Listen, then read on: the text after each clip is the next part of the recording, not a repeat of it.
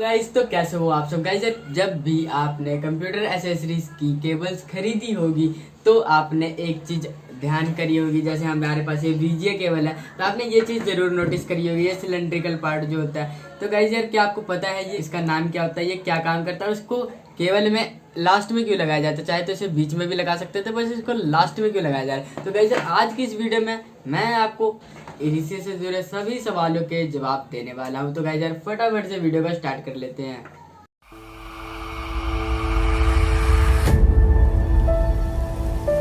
तो गाइस यार होता कुछ ऐसा है ना कि हमारे सराउंडिंग्स में बहुत सारी EM वेव्स होती है, मतलब इलेक्ट्रोमैग्नेटिक वेव्स कहते हैं जिसे, और उसे रेडियो वेव्स भी कहते हैं। तो गाइस यार होता कुछ ऐसा है कि अगर आपके घर में वाईफाई लगा तो उसकी जो फ्रीक्वेंसी रेंज होती है वो होती है 2.4 गीगाहर्ट्ज टू 5 गीगाहर्ट्ज, और जो हम सेलफोन यूज़ करते हैं, मोबाइल फ़ोन यूज़ करते हैं, उसकी फ्रीक्वेंसी रेंज होती है 824 मेगाहर्ट्ज टू 849 मेगाहर्ट्ज, और उसके साथ जो रेडियो जो सुनते हो आप उसकी जो फ्रीक्वेंसी मेगाहर्ट्ज होती है वो होती है 300 मेगाहर्ट्ज। तो गाइस यार जब भी हम किसी केबल के थ्रू करंट को ट्रांसफर करते हैं तो अकॉर्डिंग टू फैराडे लॉ इसके अंदर एक मैग्नेटिक फील्ड जनरेट होने लगती है, जिससे ये क्या करता है, जो आसपास की EM वेव्स होती है उसको कैच करने लगता है। तो जब ये उस वेव्स को कैच करता है तो ये एक्ट करता है एंटीना की तरह। तो इसमें जो ये होता है, इसमें जो अनवांटेड नॉइज प्रोड्यूस होने लगता है, क्योंकि ये एंटीना बन जाता है, ये हमारे EM वेव्स को कैच करने लगता है, तो ये वो नॉइज क्रिएट करने लगता है, जो कि अगर हम इसको डायरेक्टली इसमें डाटा में इनपुट करें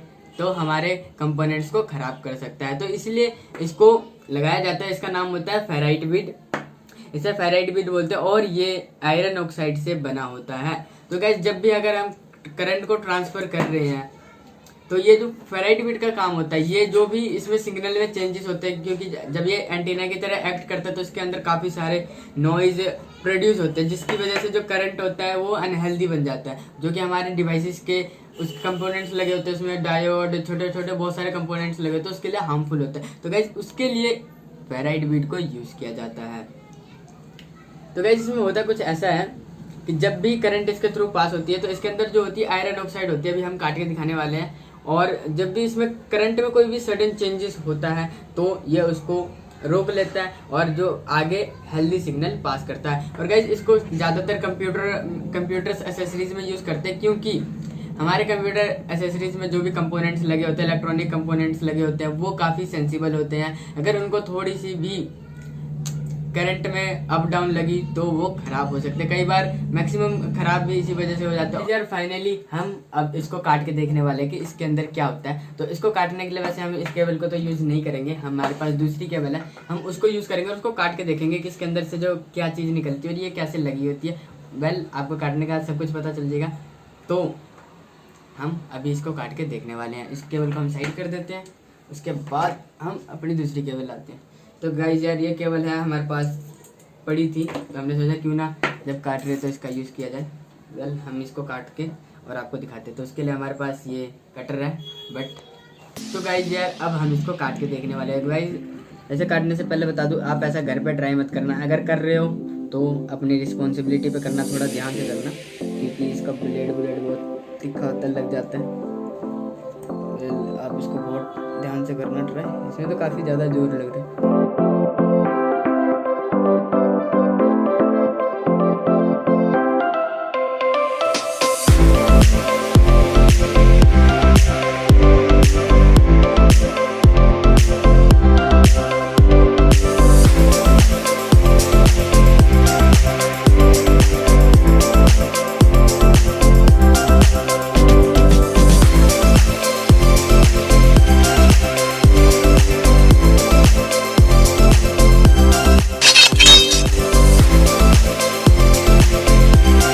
तो गाइस यार फाइनली हमने इसको निकाल लिया, और इसमें कुछ ऐसा था, इसमें हमें यही चीज़ मिली है। ये वैसे कहा तो था आयरन ऑक्साइड से बनी है, बट हम इसे अभी मैग्नेट पे चेक करके देखते हैं क्या ये मैग्नेट से चिपकती है कि नहीं। हमारे पास है ये स्पीकर, जिसको हम एज अ मैग्नेट यूज़ करने वाले हैं, और जब मैंने इसके बारे में पढ़ा था तो इसमें मेरे को बोला था कि ये आयरन ऑक्साइड से बनी होती है। तो कहा है हम इसको टेस्ट करके देखते क्या ये, अगर आयरन, तो जैसे ये आयरन है तो ये आयरन इससे स्टिक हो जाती है, मैग्नेट से स्टिक हो जाती है, बट हम इसको टेस्ट करने वाले क्या ये स्टिक होती है इससे। तो गाइस यार चलो इसको देखते हैं। हो गाइस ये तो इसके साथ स्टिक हो रही है, मतलब आयरन ये सच में आयरन ऑक्साइड से बनी है, क्योंकि आयरन ही स्टिक हो जाता है ना इससे, तो मतलब ये मैग्नेट से स्टिक हो रही है। पहले यार जब भी मैंने इसको खोला तो इसमें ऐसा कुछ था ना, जैसे हमारे पास केबल है तो ये केबल मैं इस हिसाब से लगाता हूँ, ये ऐसे लगाता हूँ। तो इसमें क्या होता है कि जब भी अगर यहाँ से करंट फ्लो हो रहा है जो कि अनवांटेड हो जाता है, क्योंकि ये अकॉर्डिंग टू फैराडे लॉ इसके अंदर बहुत सारे ईएम वेव्स आते हैं, तो ये एंटीना की तरह एक्ट करता है। लेकिन जब वो करंट इसके थ्रू पास होता है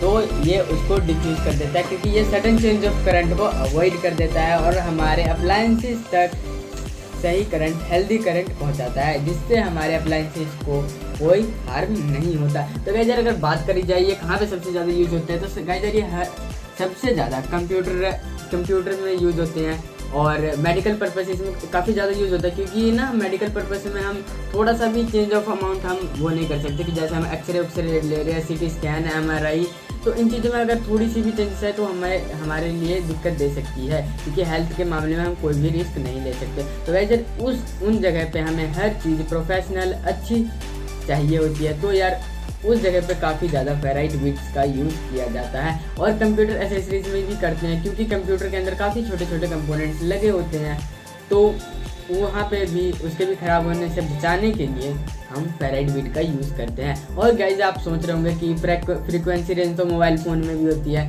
बट मोबाइल फ़ोन में के चार्जर में हमें फेराइट बीड क्यों नहीं मिलती? तो गाइज वो उसका रीज़न यही होता है कि उसमें जो फ्रीक्वेंसी रेंज होती है वो काफ़ी कम होती है, वो मेगाहर्ट्ज़ में होती है, बट जो कंप्यूटर और रेडियो वेव्स में हम जाते हैं इनपुट करते हैं उसकी फ्रीक्वेंसी ज़्यादा होती है। जैसे हमारे वाईफाई का था, क्योंकि हम वाईफाई का जब इंटरनेट हम देते हैं अपने कंप्यूटर को तो वो एटलीस्ट 2.4 गीगाहर्ट्ज़ होता है।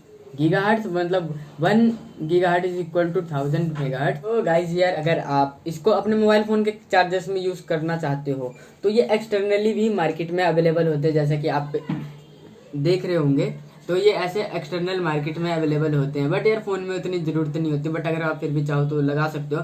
वैसे अगर आप इथरनेट केबल वगैरह यूज़ करते हो तो उसमें लगा सकते हो आप, क्योंकि उसमें फ्रीक्वेंसी रेंज ज़्यादा डाटा डूटा जाता है, तो उसमें आप यूज़ कर सकते हो।